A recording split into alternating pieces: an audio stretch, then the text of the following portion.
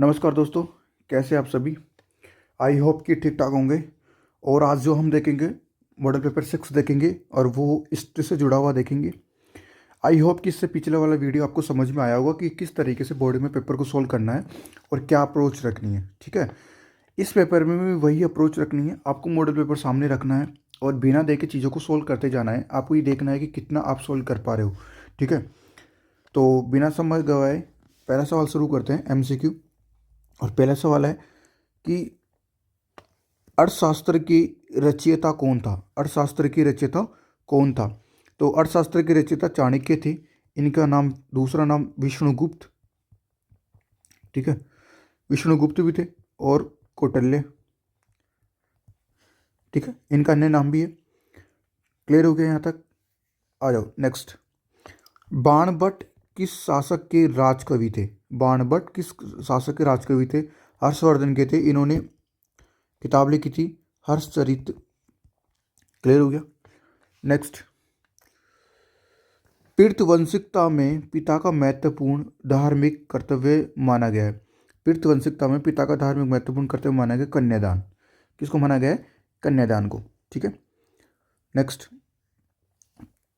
किस उपनिषद में कई लोगों को उनकी मार्त नामों से जाना गया है? किस उपनिषद? इंपॉर्टेंट सवाल है, ध्यान रखेंगे। किस उपनिषद में कई लोगों को उनकी माता के नाम से चिन्हित किया गया है? बृहदारण्यक। ठीक है, बृहदारण्यक। ठीक है, ये थोड़ा ध्यान रखेंगे। ठीक है, जॉन मार्शल ने सांची पर लिखे महत्वपूर्ण ग्रंथों को किसे समर्पित किया था? सांची के लिखे ग्रंथों को किसे समर्पित किया था? सुल्तान शाहजहाँ बेगम को। ये भी इंपॉर्टेंट क्वेश्चन है। और सुल्तान साहब शाहजहाँ बेगम ने इन्हें अनुदान भी दिया था। ठीक है, रियाला नामक यात्रा वृत्तांत किस विदेशी यात्री ने लिखा था? रियाला नामक यात्रा वृत्तांत किस यात्री ने लिखा था? इब्न बतूता ने लिखा था। और किस भाषा में? अरबी भाषा में। ठीक है, नेक्स्ट। फ्रांसवा बर्नई। फ्रांसवा बर्नई कहाँ का निवासी था? फ्रांसवा बर्नई कहाँ का निवासी था? फ्रांस का था, नाम में छुपा हुआ है। नेक्स्ट। निम्न में से किस सगुण भक्ति का संत था? सगुण भक्ति भक्ति का संत था निम्बार्क थे। और बाकी तो निर्गुण भक्ति परंपरा के हैं, कबीर, नानक, दादू निर्गुण भक्ति परंपरा के। नेक्स्ट। सूफी अनुयायियों को क्या कहा जाता था? सूफी अनुयायियों को क्या कहा जाता था? मुरीद कहा जाता था इनको तो। ठीक है, नेक्स्ट। नगलपुरम नगलपुरम उपनगर की स्थापना किसने करी थी? ये तो कृष्णदेव राय ने करी थी। विजयनगर साम्राज्य वाले चैप्टर से है। ठीक है, नेक्स्ट। तालीकोटा का युद्ध या तालीकोटा के युद्ध में, इसको राक्षस ताल का युद्ध भी कहा जाता है। तालीकोटा के युद्ध में विजयनगर की सेना का सेनापति कौन था? वेरी इंपॉर्टेंट ये दोनों। ठीक है, क्लियर हो गया? तालीकोटा के युद्ध में विजयनगर राज्य की सेना का सेनापति कौन था? उस टाइम विजयनगर की तरफ से सेनापति कौन लड़ रहा था? तो राम राय थे। कौन थे? राम राय। नेक्स्ट। आईने अकबरी में कुल कितने भाग हैं? आईने अकबरी के कुल कितने भाग हैं? तो इसके 5 भाग हैं। ठीक है, इंपॉर्टेंट है। नेक्स्ट। असम में अहोम राजाओं के पास जमीन के बदले सैनिक देने वाले कहलाते थे। जमीन के बदले सैनिक सेना देने वाले कहलाते थे। तो पायक। कौन? पायक। बुकानन कौन था? बुकानन कौन था? ब्रिटिश एजेंट था। ठीक है, अमेरिका में गृह युद्ध कब प्रारंभ हुआ था? अमेरिका में गृह युद्ध 1861 में प्रारंभ हुआ था। ठीक है, शाहमल की मृत्यु कब हुई थी? शाहमल की मृत्यु 1857 में हुई थी। अवध में सहायक संधि कब लागू हुई थी? अवध में सहायक संधि कब लागू हुई थी? ठीक है, ये हुई थी 1881 में। निम्न में से 1801 में। किस वर्ष अंग्रेज सदस्यों वाला साइमन कमीशन भारत आया था? ठीक है, 1928 में आया था। ठीक है, नेक्स्ट। 1927 में गठन हुआ था इसका और 1928 में भारत आया था, जिसका साइमन कमीशन गो बैक के नारे के साथ विरोध किया गया था। ठीक है, मुख्य नेता थे लाला लाजपत राय। ये हो गए आपके, आई होप कि 18 आउट ऑफ 18 होंगे इसमें। ठीक है, नेक्स्ट। रिक्त स्थान। रिक्त स्थान को पढ़े और आंसर करने की कोशिश करें। हड़प्पावासी तांबा और सेना दक्षिणी हड़प्पावासी तांबा खालिस्तान और सोना दक्षिणी भारत से मंगवाते थे। हड़प्पावासी तांबा कहाँ से मंगवाते थे? राजस्थान के खेतड़ी झुंझुनू। कहाँ से मंगवाते थे? राजस्थान के खेतड़ी झुंझुनू से। नेक्स्ट, खालिस्तान महाभारत का उपदेशात्मक अंश है। ठीक है, भगवत गीता। भगवत गीता महाभारत का उपदेशात्मक क्या है? अंश। अल बिरूनी ने अपनी कृति किताब उल हिंद, जो कि अरबी भाषा में लिखी गई थी, किस भाषा में लिखी गई है? अरबी भाषा में। ठीक है, विस्तृत ग्रंथ है। नेक्स्ट, खालिस्तान प्रणाली विजयनगर साम्राज्य की एक प्रमुख राजनीतिक खोज थी। ठीक है, अमर नाइक, जो दिल्ली सल्तनत से प्रेरित थी। नेक्स्ट, 1793 में बंगाल में इस्तेमारी बंदोबस्त व्यवस्था के समय कौन गवर्नर था? ये ऑलरेडी रिपीटेड है, कॉर्नवालिस। कौन थे? Lord Cornwallis. नेक्स्ट, 10 मई 1857 को दोपहर बाद, ठीक है, छावनी में सिपाहियों ने विद्रोह कर दिया था, मेरठ छावनी ने। ठीक है, किसने? मेरठ छावनी ने। अब आप पहले में आंसर है आपकी खेतड़ी राजस्थान, दूसरे में भगवत गीता, तीसरे में अरबी भाषा, चौथे में अमर नाइक, पांचवें में लॉर्ड कॉर्नवालिस, छठे में मेरठ। आपको डायरेक्ट आंसर लिखना है इनको क्रम संख्या लगाकर। ठीक है, याद हो गया होगा। नेक्स्ट, उम्मीद करता हूँ याद हो गया होगा। नेक्स्ट सवाल है हमारे सामने, वो है अति। और अति का पहला सवाल है हमारे सामने कि पाली भाषा में गहपति गहपति का प्रयोग किसके लिए हुआ था? पाली भाषा में गहपति का प्रयोग किसके लिए हुआ था? तो गहपति का प्रयोग छोटे छोटे किसान प्लस जमींदारों के लिए, इतना सा लिखेंगे आप। ठीक है, पाली भाषा में जो गहपति शब्द है, इसका प्रयोग छोटे किसान एवं जमींदारों के लिए किया गया था। ठीक है, नेक्स्ट, महाभारत की विषय वस्तु को किन दो शीर्षकों में रखा गया है? महाभारत की विषय वस्तु को किन दो शीर्षकों में रखा है? इसकी टाइटल क्या है? तो पहला टाइटल तो है कि इसमें उपदेश दिए गए, इसमें उपदेश दिए गए, और वो भी कैसे? सामाजिक से संबंधित विचार विमर्श। ठीक है, दूसरा लिखना है कि इसमें आख्यान दिए गए हैं। ठीक है, आख्यान बताए गए हैं कहानी संग्रह के रूप में।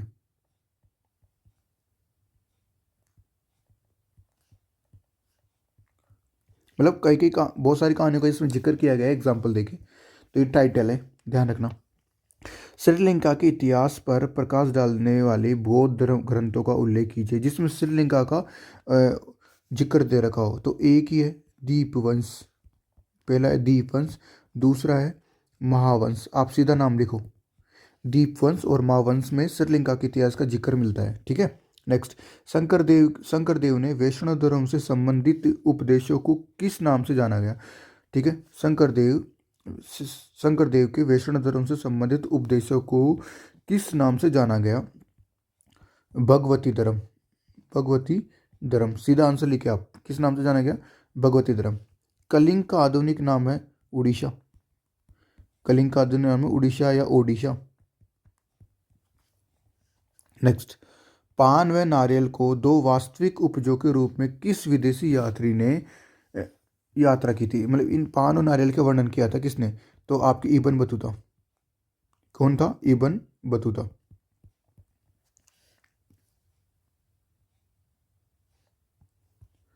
ठीक है, नेक्स्ट, विजयनगर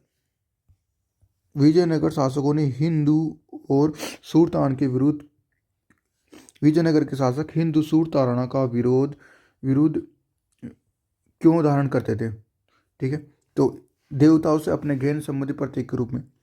ठीक है, जस्ट अ सेकेंड, देवताओं से अपने संबंध बताने के लिए, संबंध कैसे? गहन संबंधों के प्रतीक के रूप में। ठीक है। हिंदू सूर ताड़ा किस रूप में विरोध में धारण करते थे? देवताओं को, वो समझते थे कि देवताओं और उनके बीच में गहन संबंध है, उनके प्रतीक के रूप में। नेक्स्ट, अकबर ने भूमि किन 4 भागों में वर्गित किया था? तो 4 भागों में वर्गित किया था। पहला है पोलज, दूसरा है परोती, तीसरा है चरचर और चौथा है बंजर। ठीक है, 4 भागों में बांटा था। नेक्स्ट, अंग्रेजों के विरुद्ध विद्रोह करने वाले संतालों के नेता कौन थे? तो सिंधु, कौन थे? सिंधु। नेक्स्ट, रंग भाग का निर्माण किसने करवाया था? रंग भाग का निर्माण किसने करवाया था? ठीक है, नवाब वाजिद अली। और ये कहाँ के थे? अवध के नवाब। ठीक है। नेक्स्ट, भारत छोड़ो आंदोलन कब और किसके द्वारा प्रारंभ किया गया? तो 8 अगस्त 1942 और भाई गांधी जी। करो मरो नारों के साथ। क्लियर हो गया? नेक्स्ट, पंडित जवाहरलाल नेहरू ने संविधान सभा के उद्देश्य को कब प्रस्तुत किया था? 13 दिसंबर 1946 को। ठीक है, और प्रस्तुत किया था 22 जनवरी 1947 को पारित किया गया था, पास किया गया था इस बिल को। ठीक है, दोनों चीज़ें अलग अलग है। आई होप कि 9 के 12 के 12 आपके ठीक होंगे, मैं उम्मीद करके चल रहा हूँ। अब हम देख लेते हैं लघु सवाल। ठीक है, लघु सवाल में पहला आपके सामने है, सिंधु घाटी सभ्यता में प्रचलित बांटों की कोई 2 विशेषता बताइए। मतलब सिंधु घाटी सभ्यता में जो बांट थे उनकी 2 विशेषता बतानी है। पहला तो हमें यही याद रखना है कि चैट नामक पत्थर से बनाए गए थे, चैट नामक पत्थर से बने थे। पहली विशेषता तो यही याद रखनी है। किस पत्थर से बने थे? चैट नामक पत्थर से। ठीक है, दूसरी बात कि ये बांट ना, इस पर किसी भी प्रकार की निशान नहीं था, किसी भी तरह के निशान नहीं थे। क्लियर हो गया? निशान रहित थे। ठीक है, और घनाकार घनाकार होते थे, घन के आकार के। ये 2 विशेषता लिखनी है आपको। ठीक है। नेक्स्ट, अशोक के दम के प्रमुख सिद्धांतों का वर्णन कीजिए। अब इसके, अशोक ने दम के सिद्धांत अपनाया था, इसके प्रमुख सिद्धांत थे और बड़ों के प्रति आदर, पहला। ठीक है, दूसरा ये आदर होगा कि चाहे ब्राह्मण हो, चाहे सन्यासी हो, सन्यासी, ब्राह्मण सन्यासी आदि के प्रति उदारता। ठीक है, तीसरा सिद्धांत ये आधार होगा आपको कि क्रोध, ठीक है, ईर्ष्या व अभिमान का त्याग करना। ठीक है, और लास्ट सिद्धांत याद आ रहा होगा आपको कि दासों के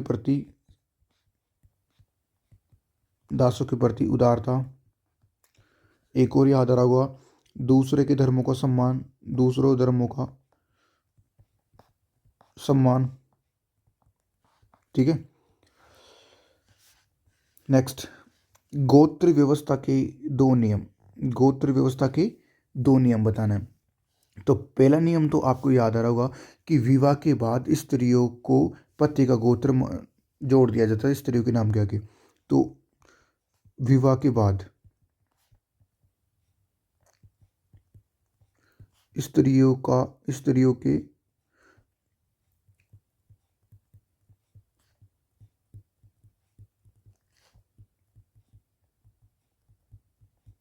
क्लियर हो गया? नेक्स्ट, एक ही गोत्र में विवाह करना मना किया गया था, वर्जित था। एक ही गोत्र में विवाह नहीं कर सकते थे, ये 2 नियम थे ब्राह्मणों के।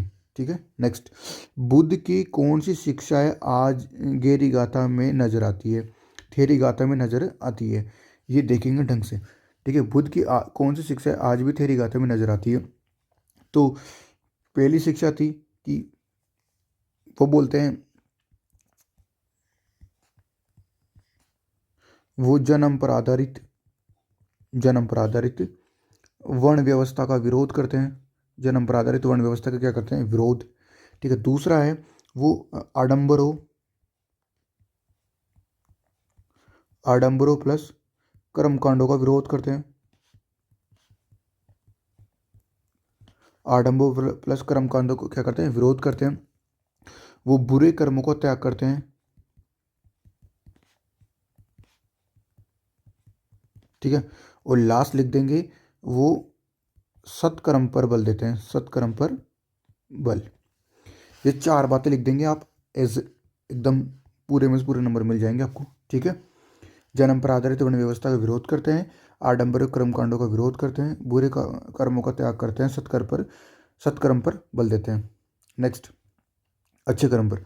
नेक्स्ट है इब्न बतूता के ये वृत्तांत में भारतीय कृषि व्यापार वाणिज्य के बारे में क्या जानकारी मिलती है?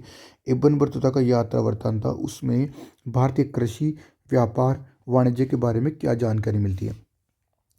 अच्छा सवाल है, बहुत प्यारा सवाल है। ठीक है, तो अब इसको कर लेते हैं। इब्न बतूता ने अपने यात्रा वृत्तांत में भारतीय कृषि के बारे में बहुत अच्छी बात बोली। उन्होंने बोला कि भारतीय कृषि में बहुत ज़्यादा क्या होता है? उत्पादन। भारतीय कृषि बहुत ज़्यादा उत्पादन देने वाली है। क्यों? क्योंकि यहाँ की ज़मीन कैसी है? उपजाऊ। या अर्थात यहाँ की ज़मीन में उपजाऊपन ज़्यादा है। इस वजह से भारतीय कृषि कैसी है? अधिक उत्पादनकारी। क्लियर हो गया। दूसरी बात, किसान वर्ष में 1-2 फसल उगाते थे। एक वर्ष में किसान, ठीक है, 2 फसलें उगाते थे। कितनी फसलें उगाते थे? 2 फसलें एक ही वर्ष में। ठीक है।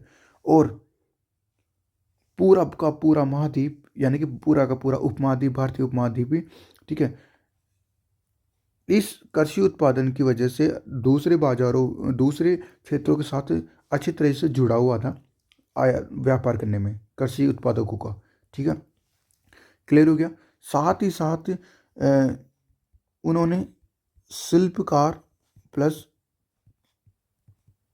व्यापारियों के लाभ का भी उल्लेख किया था। क्लियर हो गया। साथ ही साथ भारतीय भारतीय कपड़े, सूती कपड़े, ठीक है, रेशम आदि की मांग थी भारतीय बाजारों में। क्लियर हो? इन सब का उन्होंने उल्लेख किया था एक कहानी के तौर पर, स्टोरी के तौर पर, तो आपको थोड़ा ध्यान रखना है। नेक्स्ट, गजपति या अश्वपति से आप क्या समझते हैं? दोनों के बारे में लिखना है आपको। ठीक है। गजपति तो कौन होते हैं? हाथियों का स्वामी। हाथियों का स्वामी। ठीक है, क्लियर हो गया। और ये ज़्यादातर उड़ीसा के शक्तिशाली शासक थे। उड़ीसा के शक्तिशाली शासकों का गजपति उड़ीसा के शक्तिशाली शासकों के राजवंश का नाम भी यही था। क्लियर हो गया। नेक्स्ट है हसुपति। हसुपति विजयनगर में प्रचलित था। ठीक है, विजयनगर में प्रचलित था। ये घोड़ों के स्वामी, इनका अर्थ होता है घोड़ों के स्वामी। क्लियर हो गया। क्या मेरी बात यहाँ तक क्लियर हो रही है? इसके साथ साथ विजयनगर में राय थे, वो अपने आप को नरपति भी बोलते थे। क्या बोलते थे? नरपति। ठीक है, नरपति का मतलब होता है लोगों का स्वामी। यहाँ तक क्लियर हो रहा है? ठीक है, चलो। इस्तमरारी बंदोबस्त के संबंध में सूर्यास्त कानून क्या था? इंपॉर्टेंट है भाई, इस बार के लिए ध्यान रखना। यहाँ करते हैं सोल। इस्तमरारी बंदोबस्त के संबंध में सूर्यास्त कानून क्या था? तो सूर्यास्त कानून क्या था कि जमींदारों को एक निश्चित तारीख पर सूर्यास्त होने से पहले राजस्व जमा करवाना अनिवार्य था। जमींदारों को एक डेट फिक्स कर देते थे। डेट क्या करते थे? फिक्स। जिस दिन डेट फिक्स की जाती थी उस डेट तक सूर्य दिन ढले ना, उससे सूर्यास्त से पहले आपको राजस्व क्या करवाना पड़ता था? जमा। राजस्व क्या करवाना पड़ता था? जमा। राजस्व जमा न होने की स्थिति में जमींदारों की जमींदारी की क्या की जाती थी? नीलामी। और इसे ही क्या कहा गया है? सूर्यास्त कानून। क्लियर हो गया? नेक्स्ट, अंग्रेजों द्वारा अवध के अधिक्रमण का स्थायी जनता पर क्या प्रभाव पड़ा था? भाई अंग्रेजों ने, ठीक है, अवध को अधिक्रमण करना चाह रहे थे और कर लिया था, तो इसका आम जनता पर क्या प्रभाव पड़ा? तो आम जनता पर क्या प्रभाव पड़ेगा क्योंकि उससे इस अधिग्रहण के कारण स्थानीय जनता ब्रिटिश शासन का विरोध हो गई थी। ठीक है, नवाब को हटाने से दरबार और उसकी संस्कृति नष्ट हो गई थी। संगीतकारों, कवियों, नौकरों, कर्मचारियों, अनेक लोगों की रोजी रोटी भी क्या हो गई थी? समाप्त। तीन बातें याद रखेंगे। पहला, अधिग्रहण के कारण स्थानीय जनता ब्रिटिश शासन के विरोध हो गई थी, क्योंकि नवाब को हटाने से दरबार और उसकी संस्कृति नष्ट हो जाती थी। ठीक है, तीसरी बात लिखेंगे, संगीतकारों, नौकरों, कर्मचारियों लोगों की रोजी रोटी या रोजगार भी क्या हो गया था? समाप्त।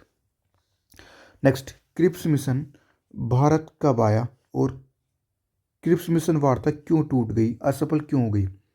क्रिप्स मिशन भारत आया था मार्च 1942 में। ठीक है, क्लियर हो गया? और क्रिप्स मिशन की वार्ता को कांग्रेस और मुस्लिम लीग ने दोनों ने अस्वीकार किया था। ठीक है, क्या यहाँ तक क्लियर हो रही है बात? ठीक है, थोड़ा ध्यान रखेंगे। नेक्स्ट, आप कैसे कह सकते हैं कि समस्त मुसलमान प्रत्येक निर्वाचिका की मांग के समर्थक नहीं थे? मतलब पूरे मुसलमान प्रत्येक निर्वाचिका के समर्थक नहीं थे, कैसे कह सकते हैं आप? ठीक है, तो ये इसको डिफाइन करने के लिए हम जिसको उल्लेख करेंगे वो है बेगम एजाज रसूल।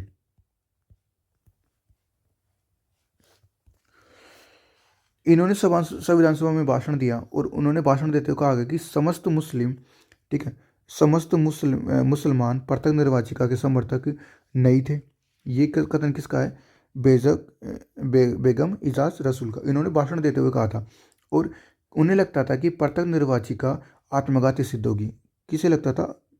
ठीक है, बेगम इजाज रसूल को क्या लगता था कि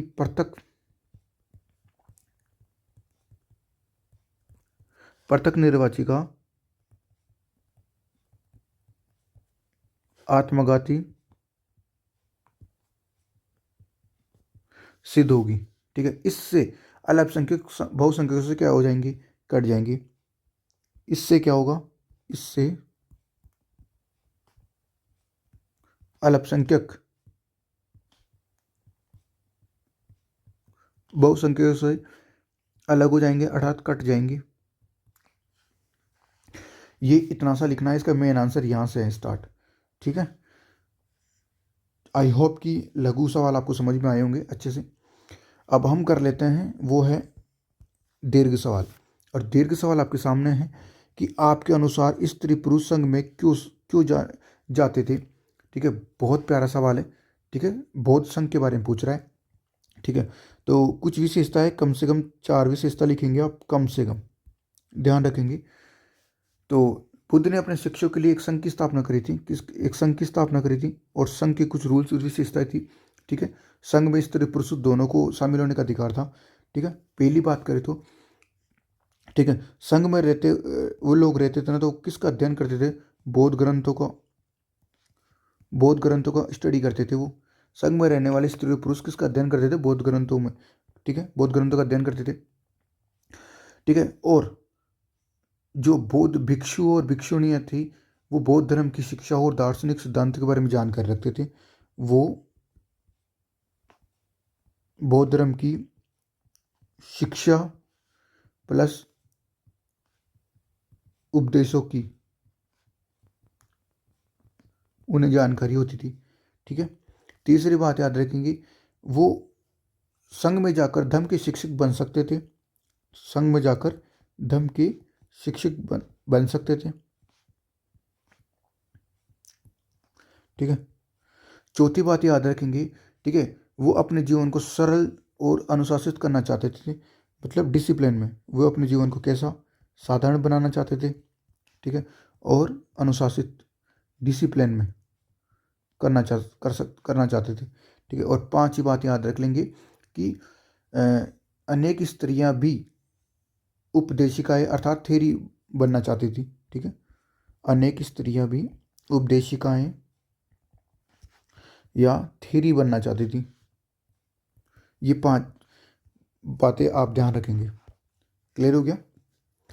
नेक्स्ट नेक्स्ट सवाल है हमारे सामने, वो है बौद्ध धर्म में स्तूप की संरचना का वर्णन। स्तूप की संरचना का वर्णन। तो इसका तो चित्र ऑलरेडी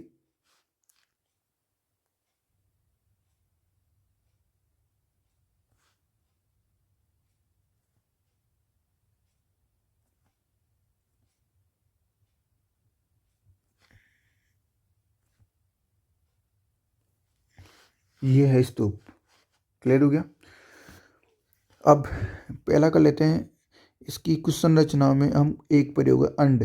अंड कहाँ बना होता है? ठीक है, ये जो आकृति ना, ये वाली जो गोल आकार आकृति ना आती, इसको कहा गया अंड। ठीक है, यानी कि दूसरी भाषा में इसको टीला कह सकते हैं, टीलानुमा आकृति। ठीक है, दूसरे शब्द यूज करते हैं हर्मिका। ठीक है, ये बनी हुई ना, देखो ये इसको बोलते हैं हर्मिका। क्लियर हो गया? ये कहाँ बनी है? अंड के ऊपर। ठीक है, छज्जे जैसा आकृति होता है, देवताओं के घर का प्रतीक माना जाता है। चौथी है, तीसरी है यष्टि। ठीक है, हर्मिका से एक रसूल निकला हुआ है, ये इसको बोलते हैं। ठीक है, और चौथा है वेदिका। ठीक है, इसके चारों ओर बनी होती थी परिक्रमा लगाने के लिए वेदिका है। ठीक है, तो ये पॉइंट बना बना के आपको इनके बारे में एक लाइन लिखनी है और ये डायग्राम बनाना है, हो जाएगा। इंपॉर्टेंट है इस साल के लिए। नेक्स्ट है मुगल कालीन ग्राम पंचायत व आज भी एवं आज की ग्राम पंचायत में समान था। भाई मुगल काल में जो ग्राम पंचायत थी और आज है, उसकी उसकी उन दोनों में समानता बतानी है और असमानता पर टिप्पणी करनी है। क्या कितना प्यारा सवाल पूछा है। ठीक है, तो पहले तो हम बात कर लेते हैं समानता के बारे में। दो बातें समानता की देख लेते हैं, दो बातें असमानता की देख लेते हैं। ठीक है, तो मुगल काल में जो पंचायत थी,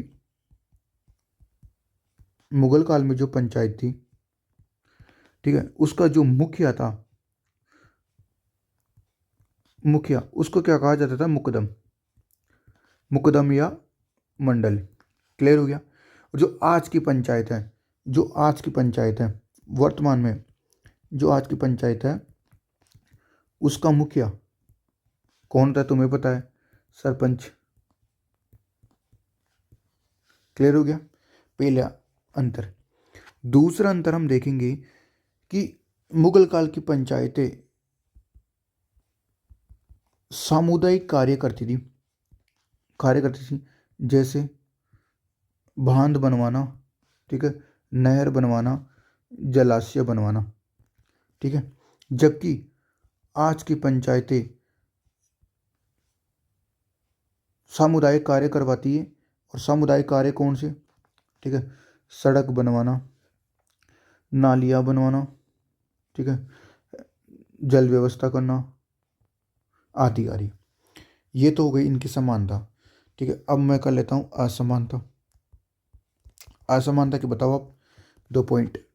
तो असमानता की बात करें तो मुगल काल में पंचायतों में बड़े बुजुर्ग लोग, धनवान लोग, पैसे वाले लोग रहते थे, जबकि आज की पंचायत तो चुनाव के द्वारा चुनी जाती है, बनाई जाती है, जनता के द्वारा प्रत्यक्ष प्रतिनिधि के रूप में चुनी जाती है। मुगल कालीन पंचायत में पहले के टाइम में उच्च वर्ग के लोग का ही ज़्यादा प्रभुत्व दिखाई देता था, जबकि आज की पंचायत में सभी वर्गों का प्रभुत्व दिखाई देता है, लगभग लगभग समान। ठीक है, ये इनका अंतर हो गया। ठीक है, दूसरा है अब हमारे सामने, वो है आईने अकबरी की गलतियों। आईने अकबरी की किताब की जो है ना, उसकी त्रुटियों, यानी कि त्रुटियों ने कमियों पर प्रकाश डाली है। ठीक है, मतलब गलतियों पर प्रकाश डालते हैं। तो पहला है, जोड़ करने में कई गलतियां हुई है। जोड़ करते में कई गलतियां पाई गई है। ठीक है, और आयन में जो संख्या दे रखी है उनमें भी विषमताएं पाई गई है। ठीक है। तीसरी बात हम ध्यान रखेंगे कि जो मुगलकालीन साम्राज्य था उसकी राजधानी आगरा, उसके आसपास के क्षेत्रों में जो मूल्य और मजदूरी की जो उच्च सूची पर्दे से लाई जाती थी, ठीक है, दूसरे क्षेत्रों से लाई जाती थी मजदूरों की दरों की सूची। ठीक है। राजकोषीय आंकड़ों के बारे में भी अलग अलग जानकारी मिलती है, पूरा विस्तार से नहीं दिया हुआ है। तो इस प्रकार से हम कह सकते हैं इसमें अनेक त्रुटियां पाई गई है। नेक्स्ट नेक्स्ट सवाल है, और वो ये है कि चंपारण, अहमदाबाद और खेड़ा में की गई पहल ने महात्मा गांधी को एक राष्ट्रवादी जननेता के रूप में उभारा है। ठीक है।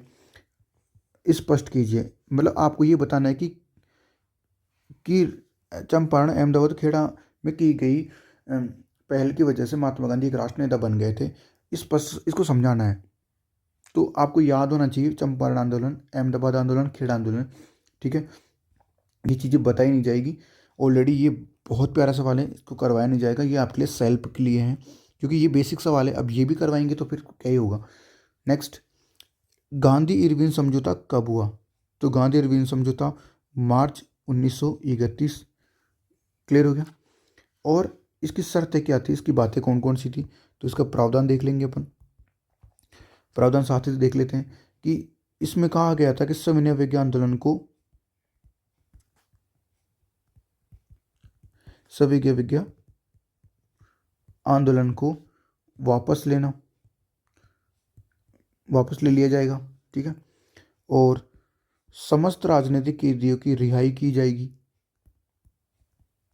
समस्त राजनीतिक कैदियों की रिहाई की जाएगी। ठीक है। और नमक उत्पादन की अनुमति दी जाएगी तटीय क्षेत्रों में।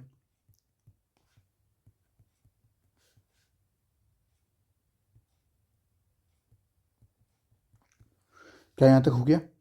आगे पूछ रहा है, रेडिकल राष्ट्रवादियों ने गांधी इरविन समझौते की आलोचना क्यों की? रेडिकल आलोचना क्यों की? तो आलोचना, तीसरा पॉइंट ये बन जाएगा, आलोचना की। तो क्यों की, तो देख लेते हैं। क्योंकि अंग्रेज वायसराय ने भारतीयों के लिए राजनीतिक स्वतंत्रता का आश्वासन प्राप्त नहीं कर पाए थे। भारतीयों के लिए, ये जो गांधी जी है ना, अंग्रेजी वायसराय से भारतीयों के लिए स्वतंत्रता प्राप्त करने का आश्वासन प्राप्त नहीं कर पाए थे। गांधी जी को इस संभावित लक्ष्य की प्राप्ति के लिए केवल वार्ताओं का ही आश्वासन मिला था। ठीक है। क्लियर हो गया। इस वजह से उन्होंने आलोचना की थी। नेक्स्ट, नई संविधान सभा में कांग्रेस प्रभावशाली क्यों थी?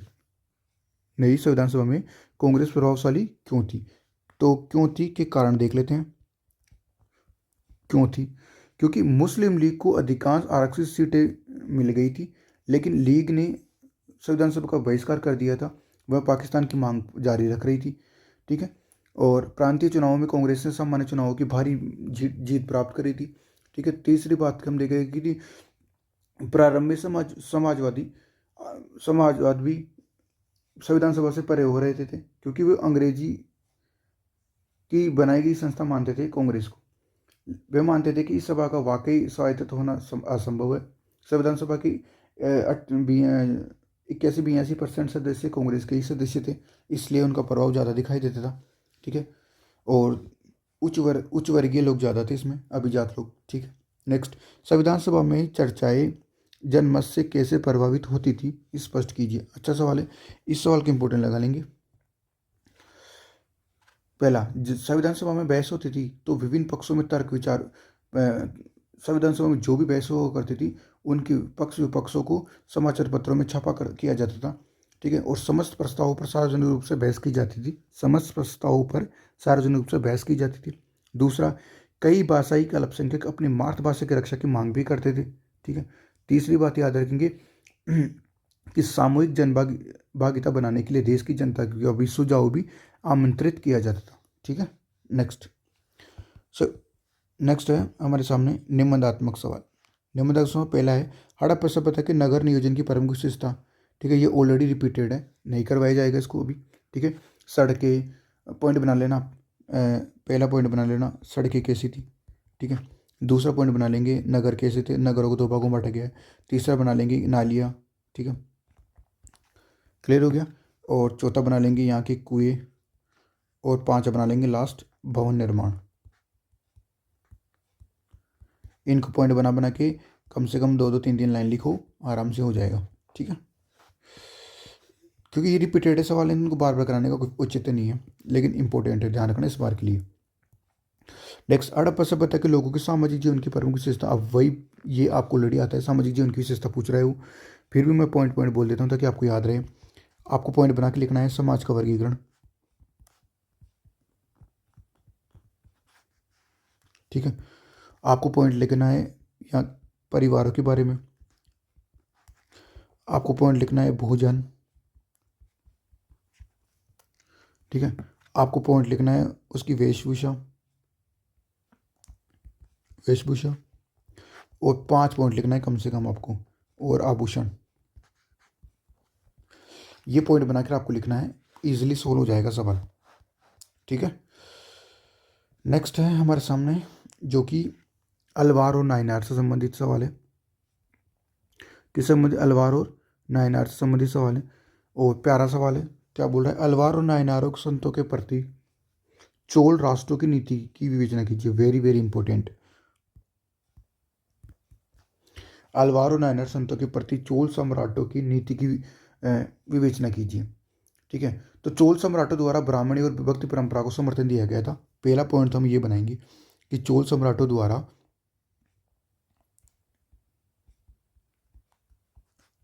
ब्राह्मणीय और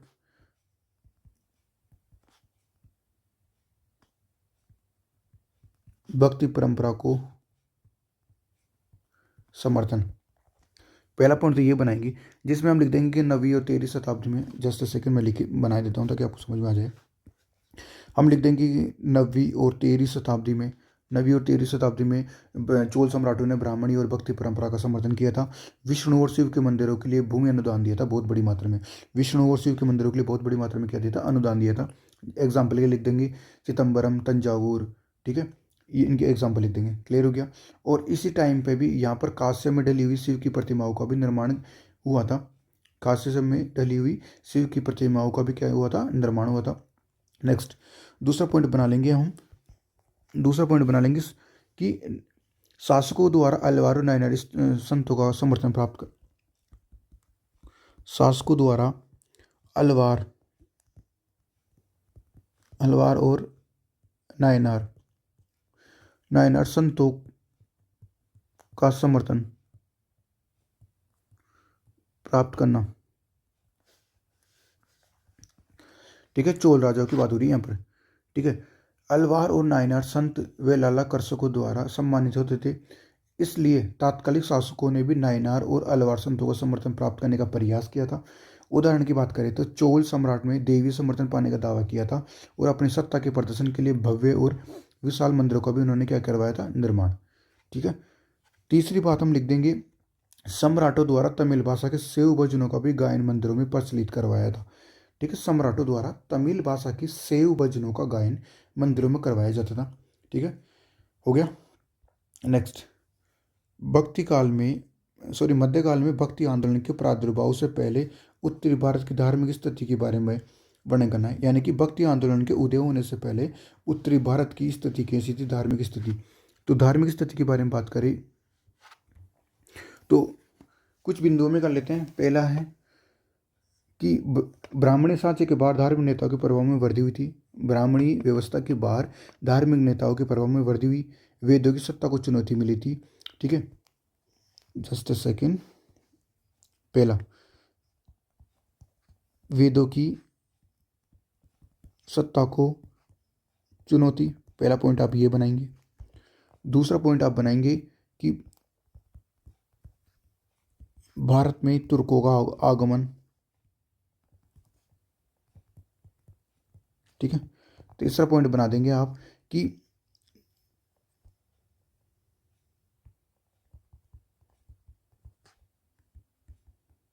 धार्मिक नेताओं के प्रभाव में वृद्धि, ठीक है। और चौथा पॉइंट बना देंगे आप जो कि है मंदिरों में मंदिरों में विष्णु और शिव की पूजा की जाती थी। इस 4 पॉइंटों पर आप पूरे क्वेश्चन को समेटोगे। ठीक है, तो हमारे ये इस साल के लिए इम्पोर्टेंट है, पहले बता देता हूँ, ध्यान रखेंगे। तो लास्ट सवाल है हमारा वो जो कि मैप है, सूरत, नागपुर, गोवा, सारनाथ पूछा है। दूसरे में पूछा है ग्वालियर, अमरावती, मैसूर, बीजापुर। इजी है, कर लेते हैं। ठीक है, तो पहले तो सबसे पहले भर लेते हैं सारनाथ। पहला कौन सा है? सारनाथ। दूसरा है नागपुर। तीसरा है सूरत। और चौथा पूछा है हमसे गोवा। नेक्स्ट क्या पूछ रहा है? ग्वालियर, अमरावती, मैसूर, बीजापुर। ठीक है, तो सबसे पहले पूछ रहा है ग्वालियर, अमरावती, मैसूर, और एक और पूछ रहा है बीजापुर। ये फोकट के नंबर है 4, इनको अच्छे से करेंगे। ठीक है, आई होप कि समझ में आया होगा मैंने जो आज आपको करवाया है। ठीक है, और नेक्स्ट वीडियो में जल्दी मिलेंगे। लेकिन आप अपने आप को एनालिसिस कीजिए कि आप 80 में से कितने कर पा रहे हैं। ठीक है, साथ में करते जाइए आप, लगभग लगभग सारी चीज़ें आपको याद हो गई होंगी। जल्दी मिलेंगे नेक्स्ट वीडियो में, तब तक के लिए बाय बाय।